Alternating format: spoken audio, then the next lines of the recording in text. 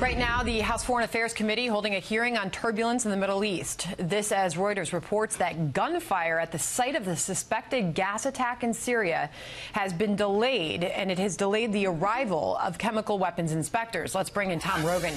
He writes on politics and foreign policy for the Washington Examiner. As we continue to learn what is happening on the ground there in Syria, now we know that there is a delay with those inspectors getting in there, Tom. Yeah, well, there's only a delay because the Russians want there to be a delay so that they can continue to clean up the site, which is to say, remove any evidence of a chemical weapons strike, which we knew occurred there.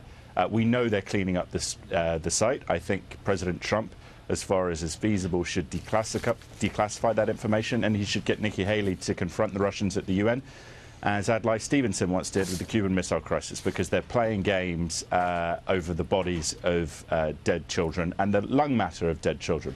So what needs to happen as far as sanctions on Russia are more necessary? I think they are. And look, I understand that the impulse towards dealing with Russia should be based on a constructive basis, punishment where necessary, and practical engagement where possible. But in this case, where we see in the aftermath of both the US strike and the original incident, the Russians still playing games, and they know that we know that they're doing this. There has to be a response that signifies, look, all right, if you want to escalate, as they are, in hiding the truth, we have to escalate as well. And I think we should introduce sanctions, specifically targeting those military and intelligence officers at the lower levels who are responsible here, and sending the message that this won't be forgotten. Well, if and when those inspectors are able to get in there, we asked Senator Rand Paul on this program yesterday what he thinks that they'll find. Listen.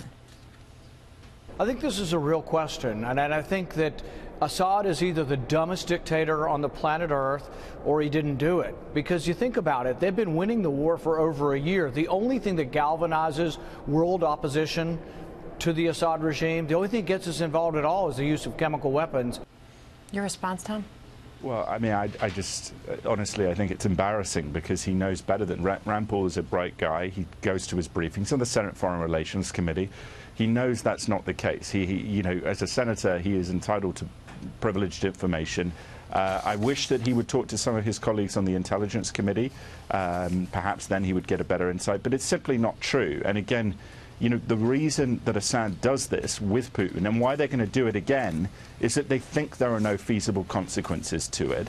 Fortunately, President Trump has taken more steps than his predecessor in dealing with it. But until you impose costs for this kind of activity, then it will continue. And the final point here is ultimately it is not about those dead children, as tragic as that is. It's about the principle in the 21st century that chemical, biological, radiological, or one-day nuclear weapons are absolutely unusable in terms of both civil and military situations. And if you don't enforce that, well, get ready for the whirlwind in the coming years, because every other nation will say, why not use it and terrorize and kill those who we wish to terrorize and kill. Meanwhile, Tom, there was these briefings on Syria yesterday that lawmakers seemed to be in disagreement over whether or not this president had the authority to act without Congress with that airstrike.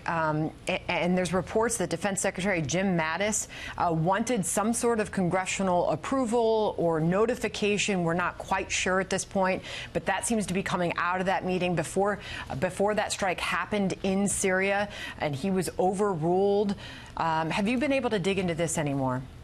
Well, I don't know specifically what Jim Mattis' position was, but as a Marine commander, he wants, I think, clarity of command. And President Trump, I think, in terms of authorizing this strike in pretty rapid order with allies, did that. And again, constitutionally, both in the letter of the law and the precedents, which is defined by previous presidential conduct and the Supreme Court's unwillingness to take up challenges to that authority. Article 2, Section 2, the president is the commander-in-chief. As I see it, at least in a short-term incident like this one, under 60 days, Trump is absolutely within his authority, and frankly, it's not even that much of a debate. Interesting stuff. Tom Rogan, and that hearing is underway, the House Foreign Affairs Committee hearing. We just had the chairman, Ed Royce, on a bit earlier. Obviously, our involvement in Syria will be discussed inside that room. Tom Rogan, thanks for being here this morning. Thank you.